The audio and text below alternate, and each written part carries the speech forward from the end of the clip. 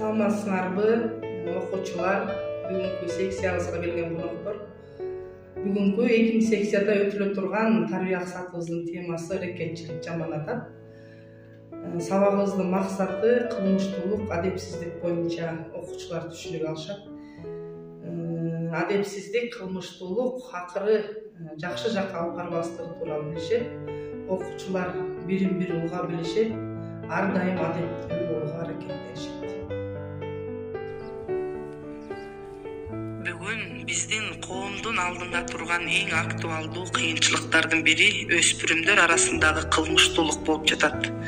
Өз кезегинде белгилей кетчү нерсе жалпы эле жашы жете элек учур. Башкача айтканда, өспүрүм курак инсандын татаал өсүү мезгили. Ушул учур өтө тез өткөнүнө карабастан ар бир инсан андан аркы тагдырын чечет. Себеби өспүрүм куракта мүнөздүн эң оор негизги өзгөрүүлөрү жүрүп, айланадагылардын, коомдун таасири астында инсан катары калыптанат. Бүгүнкү күндө мына ушундай өспүрүмдөр арасындагы кылмыштуулукту баарыбыз үн алгы сыналгыдан көрүп, угуп, гезит журналдардан окуп, жада калса өзүбүз күбө болуп жатабыз. Кылмыштуулук ар түрдүү себептерден келип чыгат. Бул көйгөйдү чогулуп чечип, чогуу жеңсек.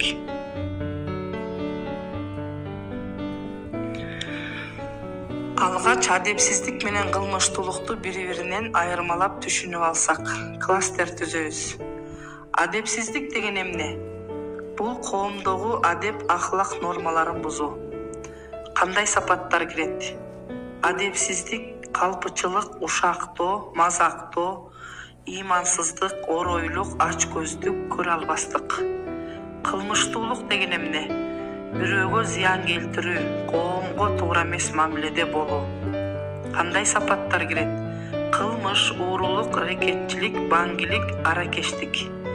Чыгуу себептери: кылмыштуулук, бекерчилик, бейбаштык, кароосуз калган балдардан, чыр чатактуу үй бүлөлөрдөн, интернет, убакытты туура эмес пайдалануудан.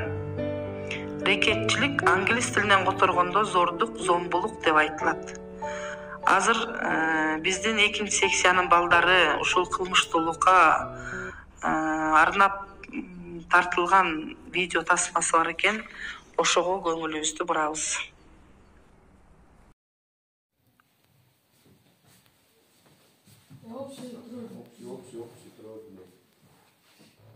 Эмне саламга түз болбой кетти? Мектепте эмне кирсип, тазалык карабайсыңарбы? Уже өспөдүңөр, 7 класс болдуңар. Абдрахман. Ладно, каралбай атасың. Өспөйсүңөрбү? Эртеңен эрте тургачы, эжеyi тургузгандай. Эмне сен көчүн көтөрө албайсыңбы? Эмне киши менен аябай тамашалаш кеттиң? Сүйлөйсүң, эмнеге? 3. Эртеңки кече сон чыгарып койлачы. Эгер сон чыкпай калса билесиңер да, эртең ушакка чейин ушакта туруп калып берет. Абдрахман сен 20 сом, сен 30 сом, 15, сен 10, сага 45, сага 55, сага 60, сага 70 чыккыңарбы? Чыкпай калса билесиңер да. Мынарбы? Эртеңки кече сон чыгып калсын Тур общий чыкпа, шамал. Бул.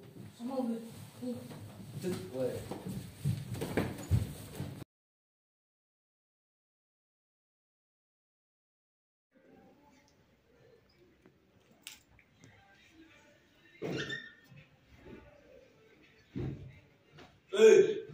Айраттан бирөөңдү бергилчи.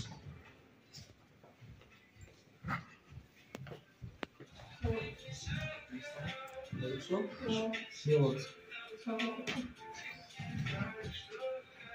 Носки алып таза кылып чип-чип жууп койчу, Атыраак жууп кел анан да.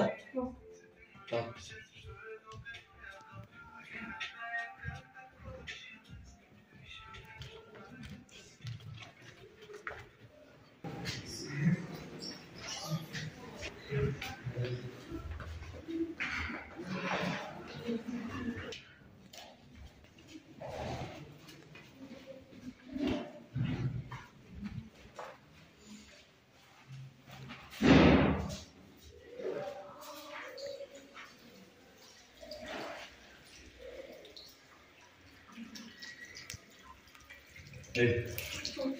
Ne işte? Ya. Olur. Versin artık.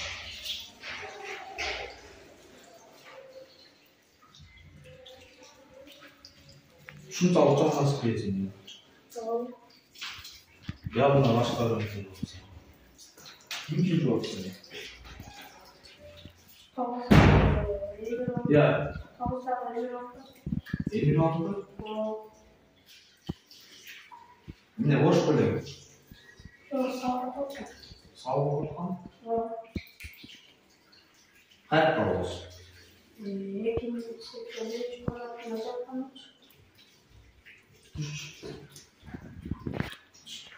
Bakalım. Güzel taşlandı. Yine bir şöyle alatı. Tamam.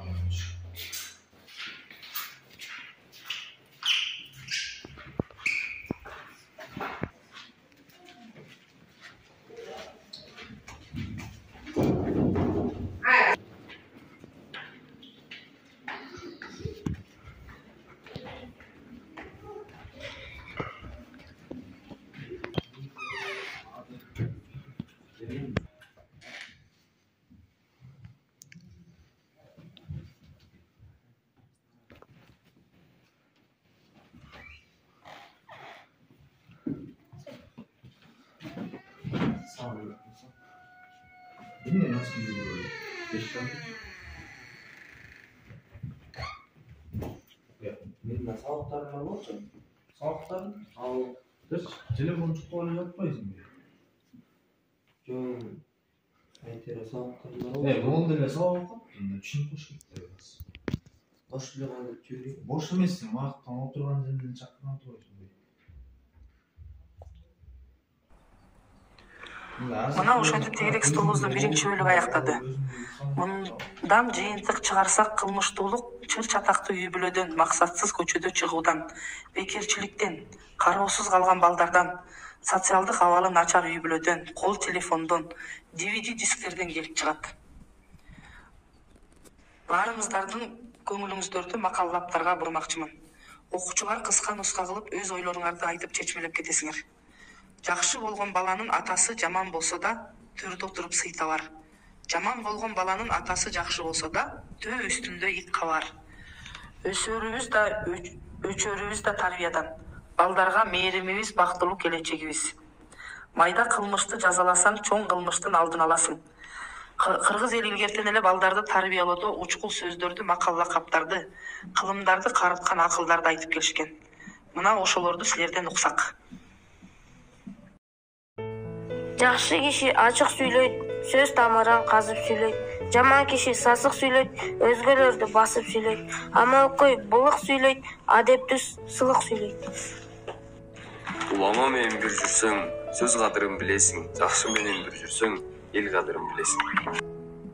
Жакшылыкка жакшылык ар кишинин ишидир. Жакшылыкка жамандык көр кишинин ишидир. Жамандыкка жакшылык эр кишинин ишидир. Жамандыкка жамандык кем кишинин ишидир. Жалданат адам эмнеден, жаман сөз айткан пендеден. Тартынат адам эмнеден, табалап күлгөн пендеден. Талантка тамайсын берер, тараза болот элдеги.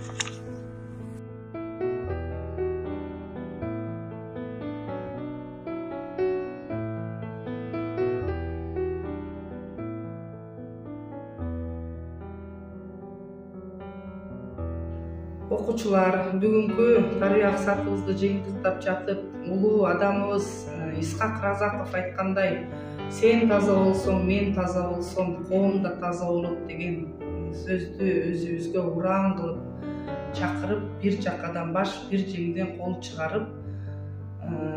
чыгарсак, ошондо гана кылмыштуулукту, рекетчиликти жеңебиз деген ойдомун. Бүгүнкү келген конокторубузга чоң рахмат, келип окуучуларыбызга акыл насааттарыңарды айтып бергениңиздерге.